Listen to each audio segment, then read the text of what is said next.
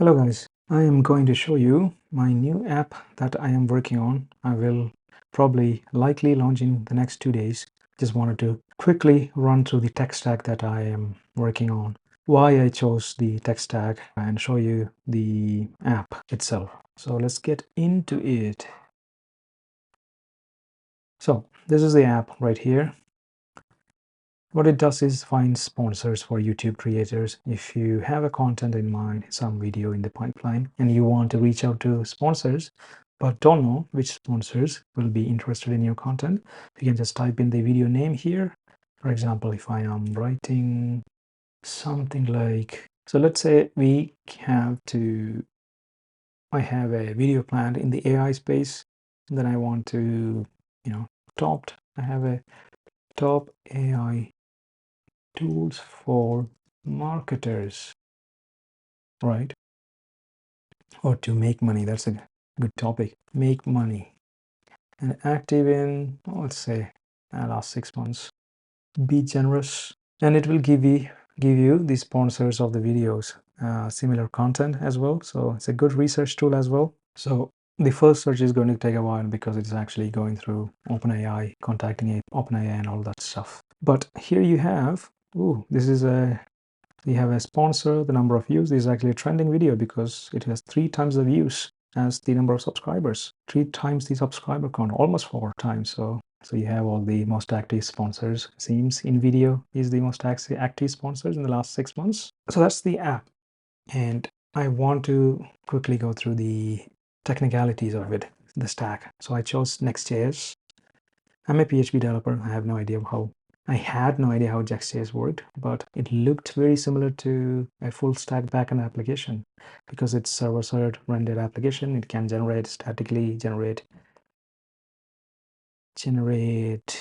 pages for SEO. So those were the many reasons that I chose Next.js. And also, when it works with when it comes to interactivity on the front end, etc., JavaScript, it makes it much easier. A lot of the things are done for you. Next.js and React, there's a ton of React components that I can just do npm install and customize it. So that's the reason that I went with this. And the database is MongoDB. I use Prisma. I use MongoDB Atlas, the free tier. And that's pretty much it actually. Next auth for authentication. Let's go one by one actually. So if I go to, this is a landing page. I had no idea how to create a landing page. I have built landing pages using landing page builders, but by myself, it was difficult in the beginning, but I did learn. I didn't have to learn quite a lot. So I just set aside 1 day for learning Next.js, Tailwind, and basic. Tried learning TypeScript, but quickly gave up. I'm still using TypeScript, but whenever it gives me an error, I'll just change the file name to JS instead of TS. So kind of works for now. So most of this thing here is I started with Web Dev Cody, a YouTuber, and he had a very recent tutorial on creating an app using Clerk, I think. So I just went through that, but I didn't integrate Clerk, but I borrowed the other code. And from different open source projects and different tutorials, I put together the thing, but I don't know exactly how it all works, but I have an idea. So that's the gradient is simply like from and to Tailwind classes. This is a screenshot. This is so I did this as a YouTube video, and then I converted into GIF, and then it was 75 MB the GIF. So I had to convert it again into video MP4. Now it is like 12 MB or something like that. And yeah, now it doesn't complain. Google Lightspeed doesn't complain, or it doesn't take long to load. And these gradients, I have no idea where I got these from. Oh yeah, I think I got these from I don't know. I don't remember. I think it's something called as Hero UI or something like that. No? Or Hyper UI. Yeah, that's it. Hyper UI. I just went to feature list or something like that. No. It is somewhere. If you go to marketing announcements, FAQs, yeah, it's somewhere here. Or it could be another one of these open source things. I think it's just the block cards that I removed the images from, or cards. Yeah, the footer is definitely from here. I chose the simplest footer, and yeah, the buttons and the CTAs. Yeah, I took the hero. I made the hero section using this. So even though it is from scratch, most of the stuff are like components I dragged and dropped. This could be from Daisy UI. I'm not really sure. I don't know whether where I got the gradient back from though. Yeah, after it required quite a bit of search. Google searches, many Google searches were done. And yeah, the pricing section is also, it's called as pricing here, this one. So this is this one. But, oh no, I considered that, but then again I went with another GitHub. Yeah, there's a pricing. Someone had posted the pricing section on GitHub, open source for free, so I just copied the code from there.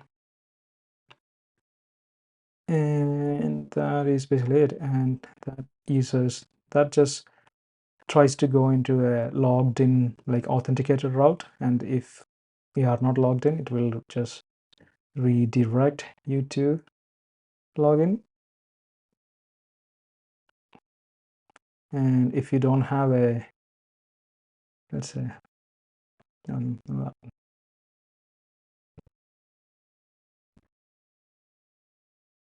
yeah, if you don't have a payment, then it will redirect to the Stripe payment link. That's how it works. Let me just log out and go to the one that I've paid. This is next auth. I'll show you the code in a bit.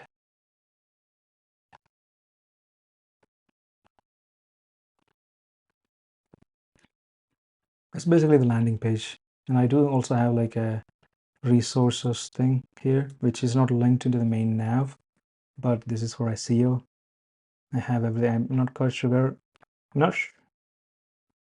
Yeah, I'm not sure when Google will index it, but this is basically, I went to Google Keyword Planner. Keyword Planner.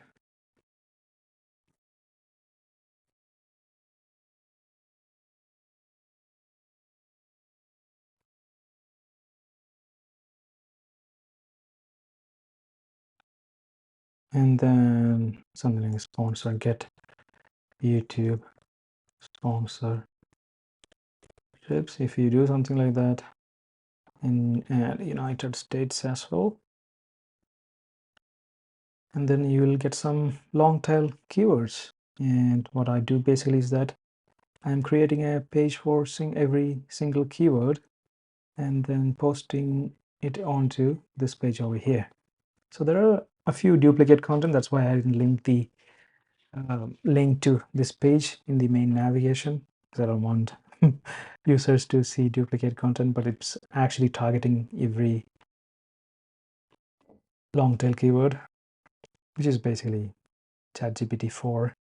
Like, I'm still using the API. These are generated using a script, and I still have to customize it, go in, because it's not 100% if I generate these articles automatically.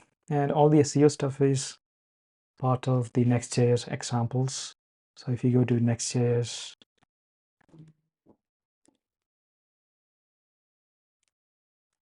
where is it? Yeah. This is Vercel. Next.js. Yeah, that's it. So this is the example for a blog. So I just copied and pasted and integrated the code from this into the app and customized it a little bit. That's what I've done there. And this one and also, because there are two examples I refer to. This is one from the Next.js repository, the other one from the Vercel repository. Next.js, if you go here, you have a solutions,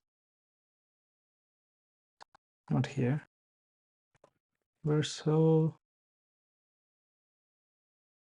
yeah, this one, Next.js. You have solutions somewhere. There's a folder called as solutions.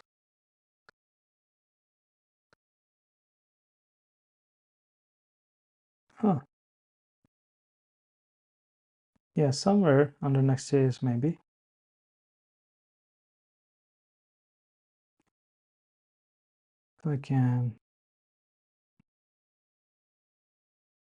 Let's search for it.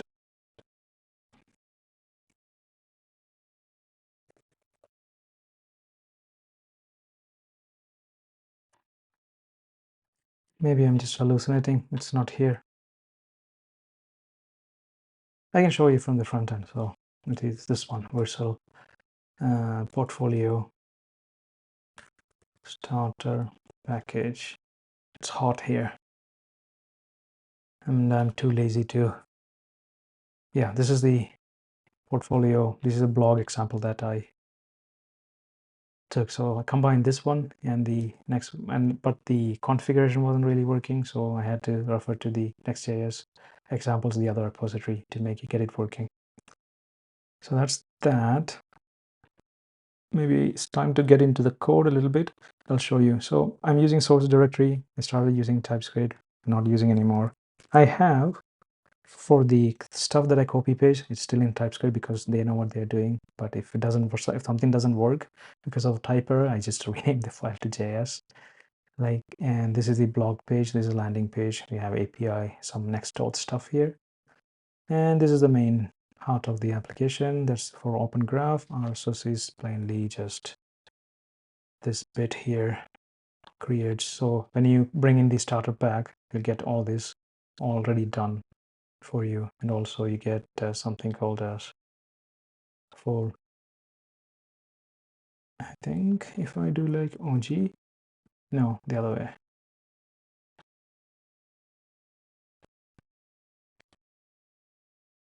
No, just OG maybe.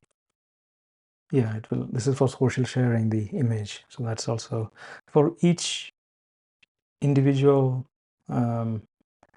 Yeah, I think that's broken.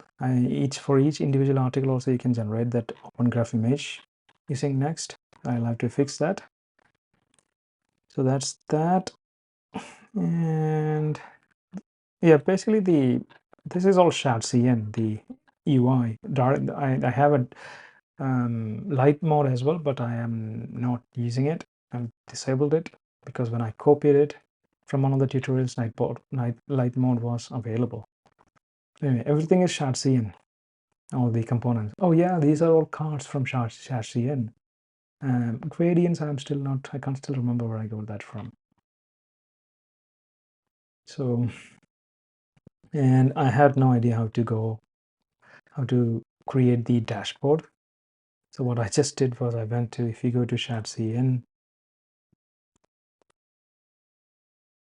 you have these examples here, and then you can basically, I just took this bit here and this bit, dashboard bit here.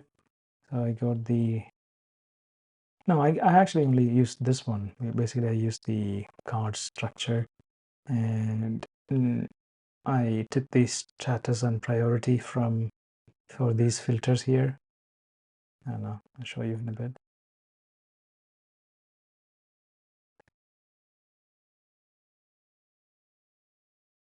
So how was that? Shadcn is actually pretty cool. You have something called as a block, and you can actually use this lift mode here, and then you can just copy any component from the pre-built UIs here. So that's the UI, and if I switch it on, you can just copy that copy code, or you can use it as a component and bring it using npm as well.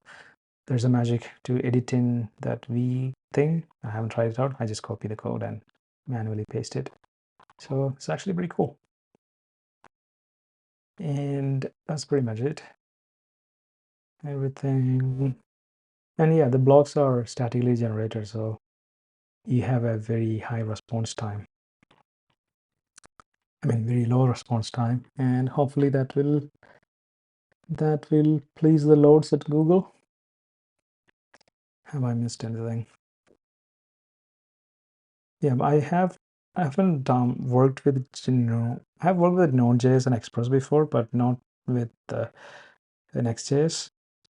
So I've currently put every server actions into one giant file, and I also have like workers here, which oh yeah, this worker is the keywords that I get from Keyword Planner. I just put it here, and then I just run it from the terminal, and then that generates all the blog code. I'm actually creating another tool for generating like an auto blogging software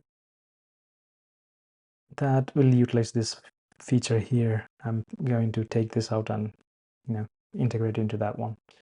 So anyway, so that will generate all the resources here in this generator, and then I'll inspect it, and then sometimes it's not accurate, so sometimes it doesn't close things properly, the front matter section, etc. So I'll just manually do it and drag it into posts. Then it goes live. That's how that works. So there's a bit of manual work still to inspect quality, and for the most part it's okay. It's pretty small articles anyway. I'm using GPT-4, so it's more accurate. So I probably integrate more kind of like research into it rather than just generating it plainly. I'll probably use in the new tool, probably use like AI agents to get a bit of more quality out of it, like to do research on its own. And that is pretty much it, actually. The slug, yeah, this is the route that catches all the blog posts. So if I go to resources, it's at the root level, all the things. So I'm hoping that is good for SEO. I have no idea, but I'm guessing and doing it. So there are no images, nothing in the articles. You can pretty much generate a ton of articles in like a short span. So yesterday itself, I have generated, I don't know, I did this in like an hour, all this. Yeah, that can be reduced. Like I can create a ton of it in like an hour now. So that's basically it.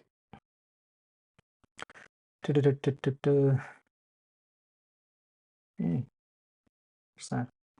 Anyway, so that's the app, that's the stack, Next.js, no TypeScript, next auth. I didn't actually go for clerk or anything like that because this was just, this just worked. So I stuck with it. There's no mail integration yet, but I will probably integrate with if I need it as part of the next tool. Maybe like, I'll probably do the mail integration with maybe Mailgun or something like that, because I do want to create multiple landing pages and test out different ideas, and probably I'll replicate this, create a tool for that again.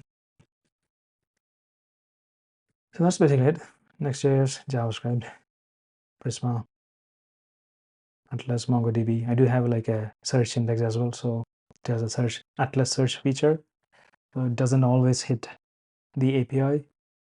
So if you run out of the OpenAI credits for your quota, or which you purchase at the beginning, I think you get like a certain number of credits.